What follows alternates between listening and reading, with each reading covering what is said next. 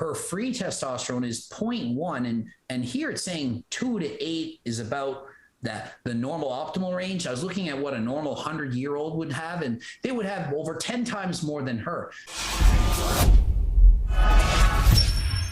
Coach Greg, and I'm here with Ali Smith. And we have Kyle Gillette, just like the razor, from Merrick Health, and he's associated with Derek More Plates, More Dates. Welcome. Thank you. Good to be on and excited to dig into some labs and find out what's going on with Ali. Yeah, so we've already done myself before. We went in detail for like over an hour, and this time it's Ali's turn, and the results are quite freaky or scary, I should say. When I looked at them, I'm like, oh, wait, she doesn't really know what's going on. So I can't wait till we do this. Ali's not really into the blood work. She's just an average woman. She used to work out. She used to do cardio, lifting weights, all this stuff. And now she likes pickle pizza and watching TV with the animals. So and she's drinking wine.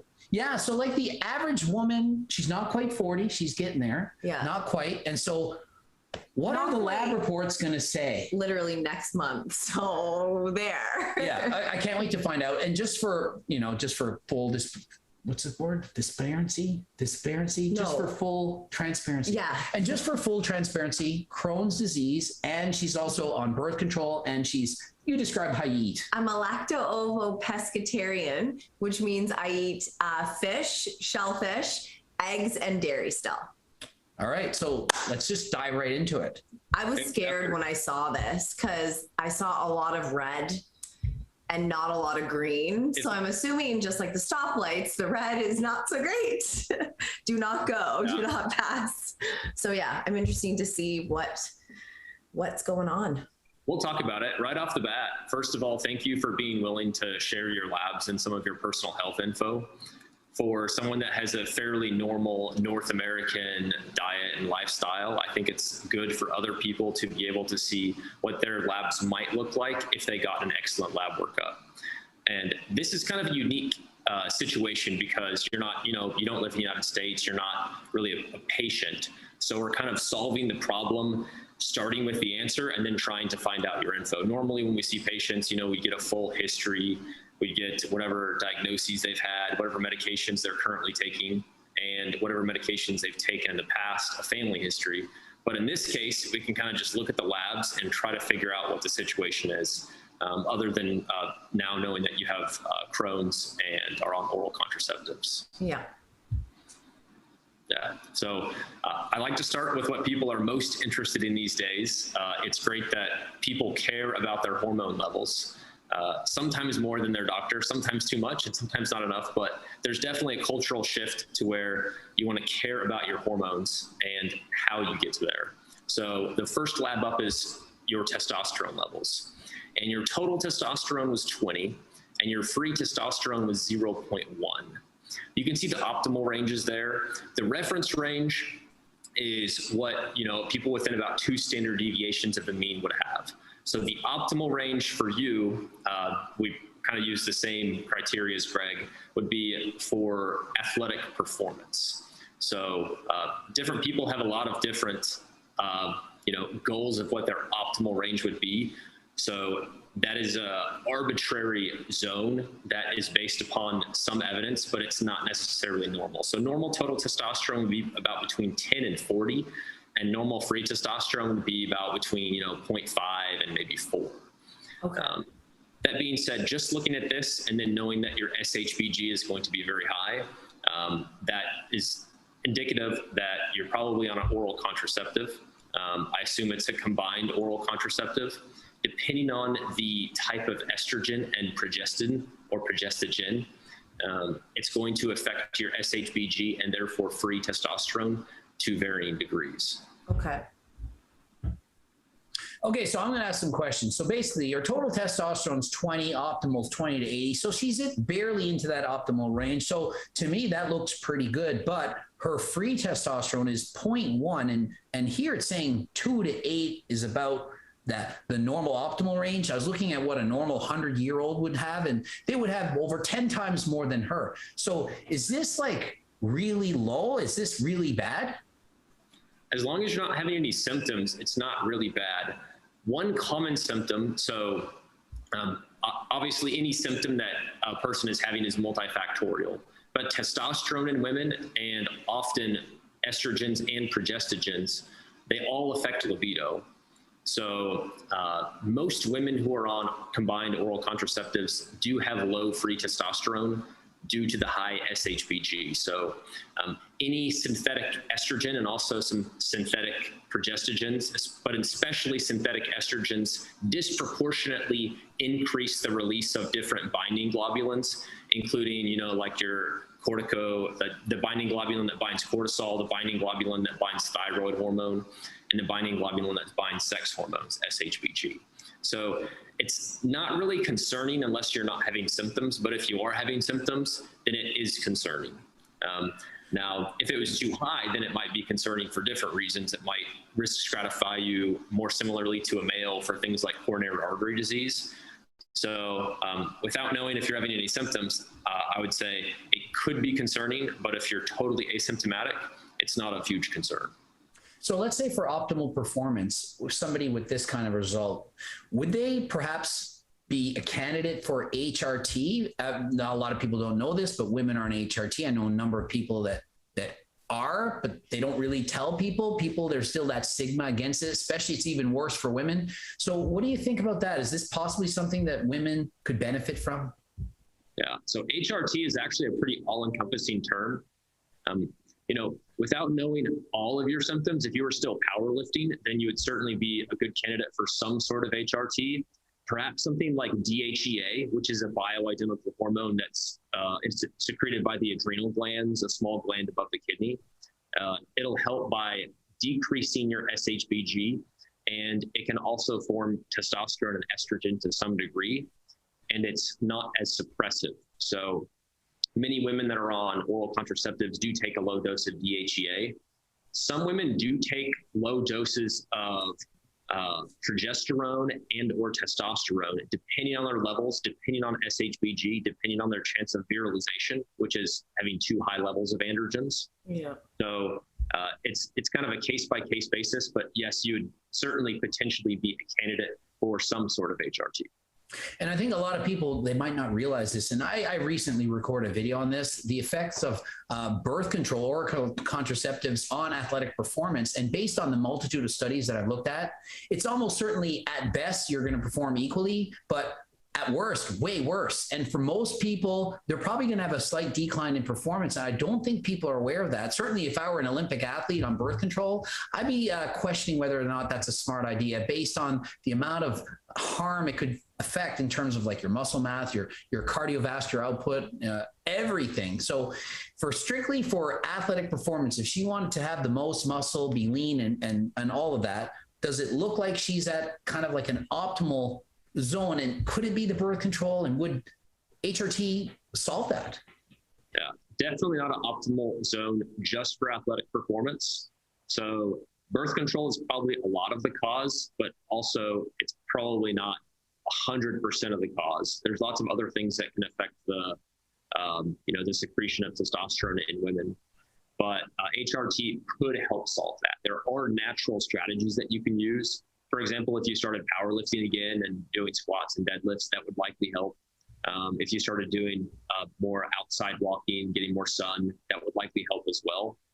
So there are other things that you can do, but the first thing that you would probably consider is switching your form of contraception and considering not taking synthetic estrogen and progestins. Okay. Yeah, because I know there are different contraception, even the changing, like the brands can, like they're all formulated slightly differently. So changing brands may be something I need to do as well. Yeah. Changing a brand that has the same amount of inactive ingredients, they can have different levels. So there's birth control pills with very low estrogens. In general, the lower your estrogen, the more risk you have of breakthrough bleed while you're on. And in general, as your weight goes up, then the synthetic estrogen might not be enough to help prevent ovulation. So there's very low levels of estrogen. There's low, and then there's medium, and then there's kind of higher levels of estrogen as well. So it just kind of depends on what dose you're on, even if you're going to stay with the same synthetic estrogen. So, for example, one of the very common ones is ethinyl estradiol, levonorgestrel. So the ethinyl estradiol is a type of synthetic estrogen that's much stronger than estradiol itself.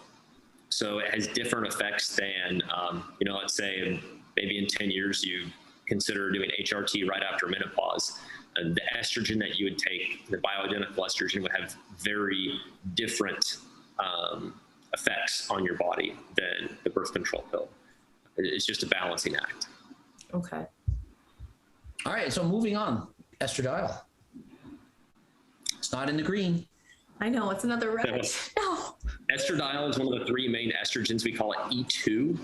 So there's also estriol, which is mostly released during pregnancy, and there's also estrone. So E2, we kind of think of that as a beneficial estrogen. It's what helps protects the artery, and yours was 16.3. So optimal range in general, if you can tolerate the symptoms of high estradiol, then more is usually better. However, if you have a lot of it, it can lead to breast cancer risk and uterine cancer risk, especially if you're like having irregular periods or not very many periods. It can build up the endometrium very fast. So when you're on contraceptives, when you might not be having as regular periods, then it's not necessarily a bad thing to be on the low side. However, you want to balance that with having enough to prevent cardiovascular disease, having enough to prevent osteoporosis, and then also enough, it does help with anabolism and libido to some degree. And again, it seems like DHEA could be a possible solution for this as well. Yeah, it does seem like that. Usually when you're thinking about an intervention, obviously you think about the risks and the benefits, but you also think about doing the simplest interventions. That's like, the simplest solution is usually the best one. And what about something like progesterone? Is that something like we've seen, especially in women, more so than men? Could she see an increase in performance potentially? I mean, I know everyone's different, but that might be some kind of option to increase performance, like trying to get her back in the gym, doing some cardio. Would that potentially help her? Yeah, it would potentially help. Testosterone and other ecdie steroids are agonists at the beta estradiol receptor. So not necessarily all the receptors for estradiol, but with your hormone profile, probably what would help the most is helping optimize your testosterone and androgen levels without causing virilization. So a lot of women come to the doctor and they want to gain more muscle or lift more weights when powerlifting. And the main thing they think about is, I need more testosterone, I need more androgens, but they might already be high normal. You're one of the cases where that's not the case. Yeah. Oh, and so just out of curiosity, what kind of a dose, like let's talk testosterone, would 10 milligrams a week of testosterone be like somewhere around the ballpark of what a woman on HRT would use? Is that ridiculous? Like what kind of doses would be given to a woman? Most people have heard of the men. I'm currently on 140 milligrams a week now. I'm doing 60 milligrams every 3 days. So it adds up to that. Just we've spoken last time. So what kind of dose could she take? I know you can't prescribe it to her, but if she were to get HRT, what kind of doses are we looking at? If she were to do HRT and she specifically was interested in testosterone, I would actually not recommend intramuscular or subcutaneous testosterone because it disproportionately decreases SHBG. So your SHBG, Ali, could go from 200 to 20. And when you have that really low SHBG level, one is the SHBG actually helps testosterone cross cell membranes, and possibly including the blood-brain barrier. So you wouldn't have the benefit of its interaction with the nucleus of the cell as well. And then secondarily, the SHBG molecule very tightly binds testosterone and dihydrotestosterone. So the less of it you have, the more chance that your voice is going to deepen, or you're going to start growing hair in places that you don't want, et cetera, et cetera. So I usually use testosterone creams. And the cream dosing is a little bit different. For example, for a male, a lot of times, they would start at maybe 120 milligrams per week, split into 2 doses. But with the cream, a lot of times they'd start at 75 milligrams a day because it's not all absorbed. So usually, you would take about as many milligrams per day. So perhaps someone like Ali could start at 10 milligrams a day, which seems like a whole heck of a lot. But because you don't absorb a lot of it, it ends up being lower amount than you would get otherwise if you were going to inject it. Yeah.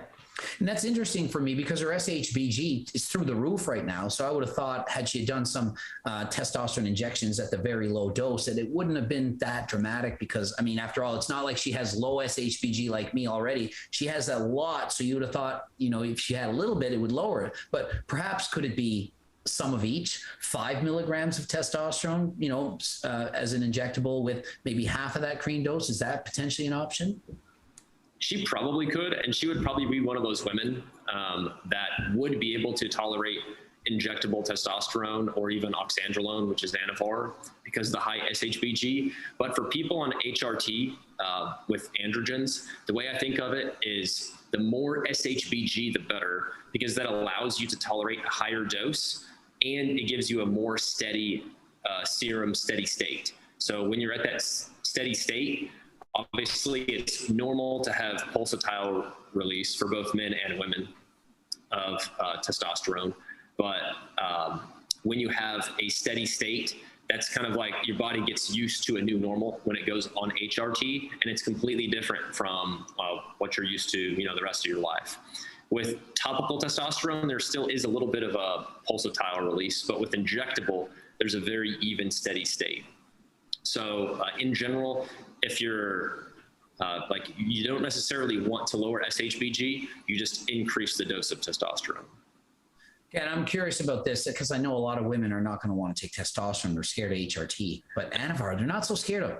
Could, and for men, obviously, they're going to want to have testosterone as a base and not just go on an Anavar for life HRT. But could women, in fact, not take any testosterone and just go on a, say, 2 milligrams of Anavar for life dose? Could Anavar be used for HRT?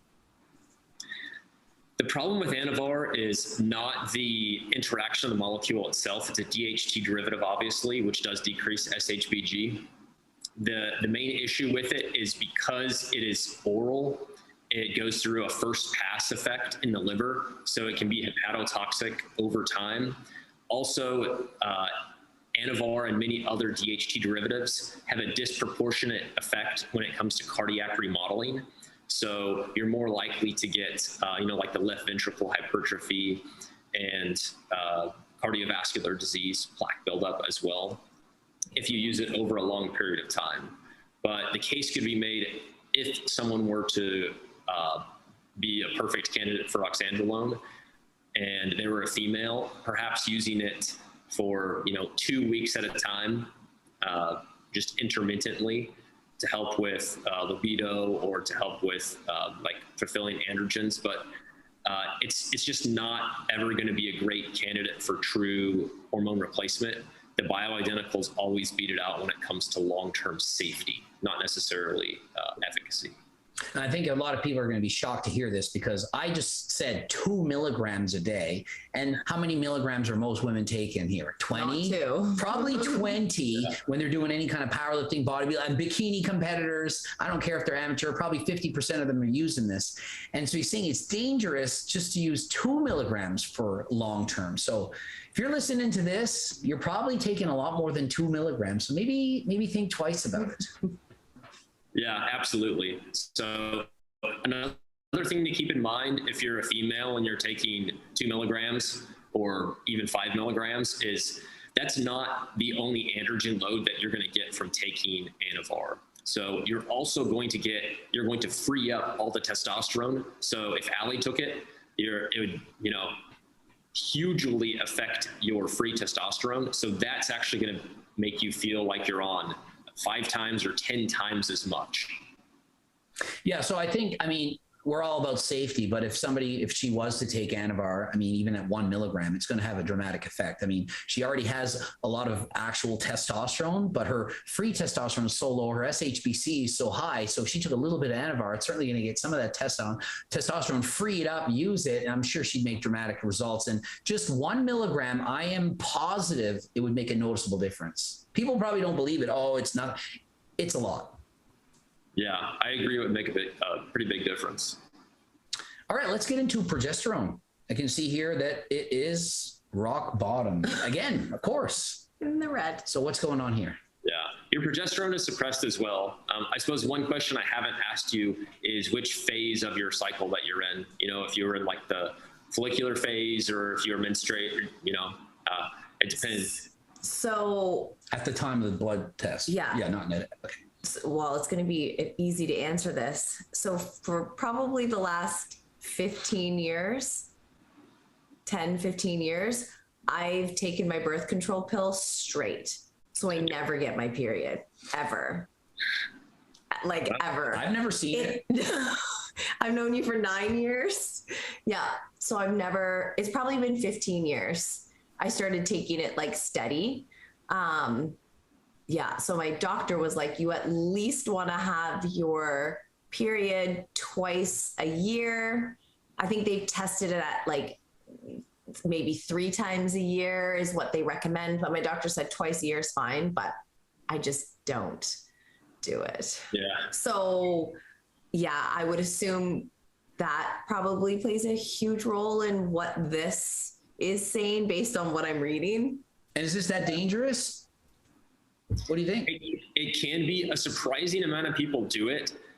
I'm in the camp. I'm more of a fan that I like my patients that are on continuous COCPs, combined oral contraceptive pills, to have menstrual periods. But a huge number of people don't. And it's something that has been studied and is currently being studied. And many people who do prescribe these think it's a reasonable strategy to not have a period. A lot of other contraceptives, LARCs or long-acting reversible contraceptives, for example, the Nexplanon, the implant for 3 years, or Mirena, the IUD for 5 years. Many people do not get menstrual periods while on those. The important thing is making sure that you're not continually building up endometrium. So you don't want to be stuck in the follicular phase forever. You kind of want to be stuck in a phase of senescence where nothing is happening and no buildup is occurring. So usually if you have the follicular phase forever, you'll have a little bit of a breakthrough bleed, and then it'll kind of go back, a little bit of a breakthrough bleed. And looking at your estradiol and progesterone, it's the balance between the two. So usually it's the withdrawing of your progesterone that causes the endometrial lining to shed. It's not actually progesterone itself, it's when you withdraw the progesterone. So I think in your case, there's nothing to worry about, but it's something that many women do need to think about that are on continuous COCPs. Okay.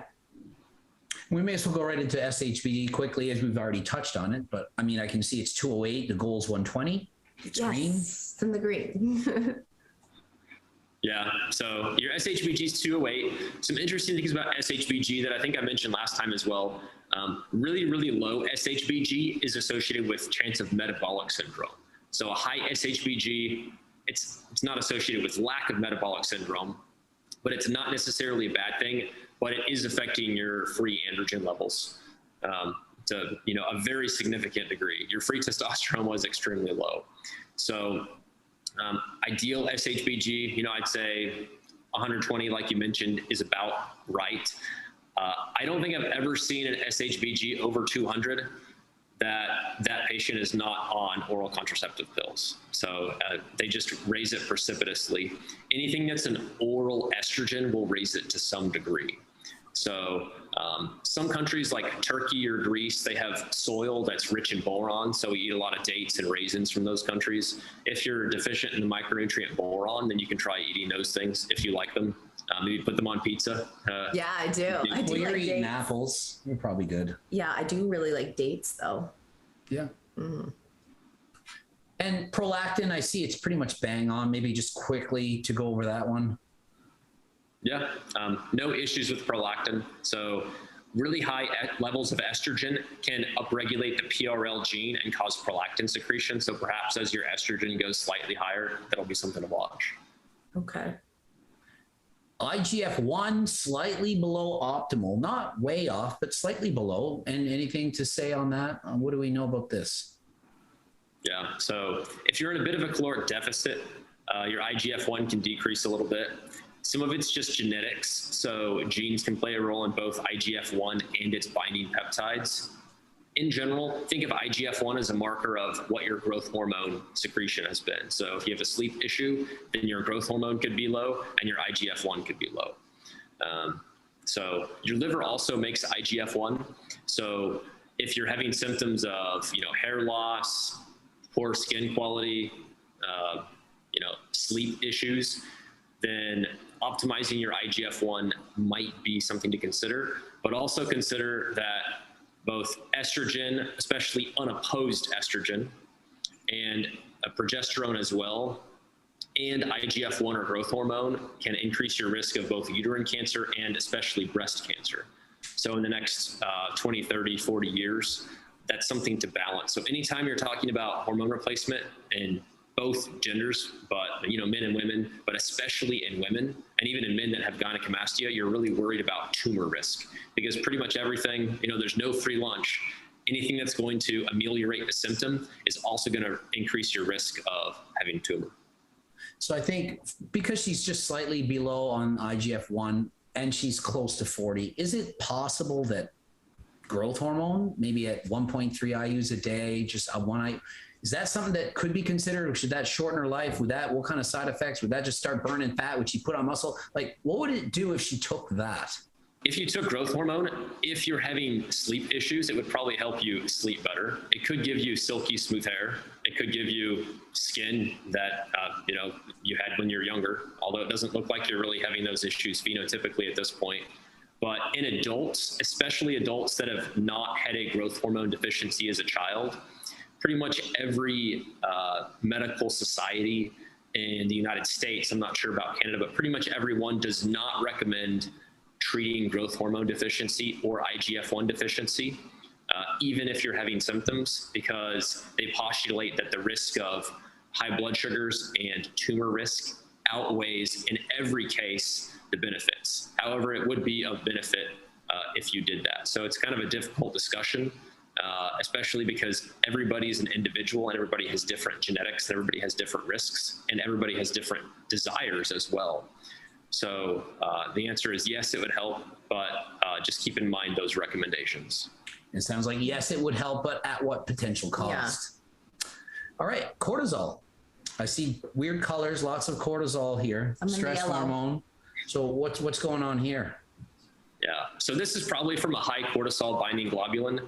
As mentioned, synthetic estrogens increase cortisol or corticotropin binding globulin, CBG, which is kind of a SHBG corollary for cortisol. Interestingly, anything that has interaction with the glucocorticoid receptors, so cortisol and cortisone are endogenously produced. They bind to your glucocorticoid receptors. They help you kind of be stressed enough to wake up during the morning. That's one of its functions. They also help decrease levels of inflammation, things like that. Essentially, think of this as your endogenously produced prednisone. Whenever you have to take prednisone for an autoimmune condition or Crohn's or whatever it may be. But yeah, it's probably because your corticotropin or CBG binding globulin is very high. So your adrenal gland produces this at a very high level. If you're having symptoms of Cushing's disease, then you can do what's called a dexamethasone suppression test. And you can also see what your cortisol is throughout the day in your urine or your saliva. So a Dutch test is one of those, or you can just do a urine test. Lots of LabCorps do those as well. Usually your cortisol levels are the opposite of what your melatonin levels are. So melatonin is going to be high in the evening and then low in the morning. Cortisol is going to be high in the morning, low in the evening. So I bet that that's the cause, but I do think that it warrants looking into.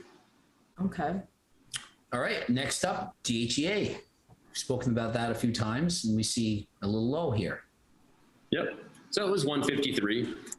DHEA is one of those hormones that's produced by the adrenal gland. DHEA sulfate, I believe it's like half of DHEA converts into DHEA sulfate. So I kind of think of that as the long-term marker, kind of like A1C is the long-term marker for glucose.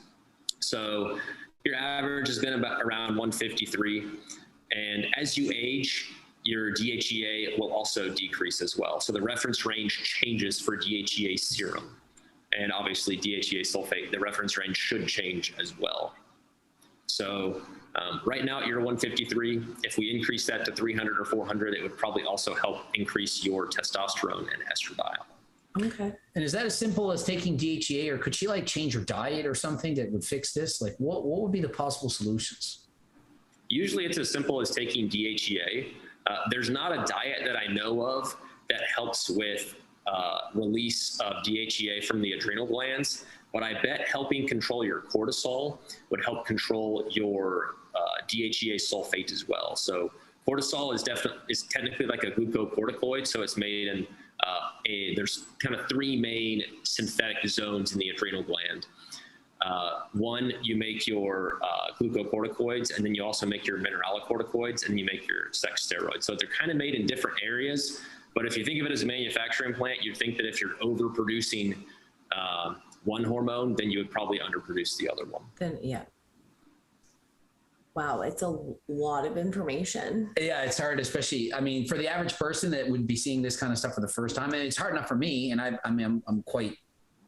seen a lot of these, but it's still hard for me. So for a normal person, I mean, they're going to look at this, but there's a lot of explanations. If you guys get this test, it explains it in detail. Like you can actually look at it and see what it is and the suggestions. And then what to do about it. Because I'd look at it and be like, okay, well, how do I fix it? Yeah, they're not going to leave you in the dark. You can obviously opt to get some added further consults and consultations from this.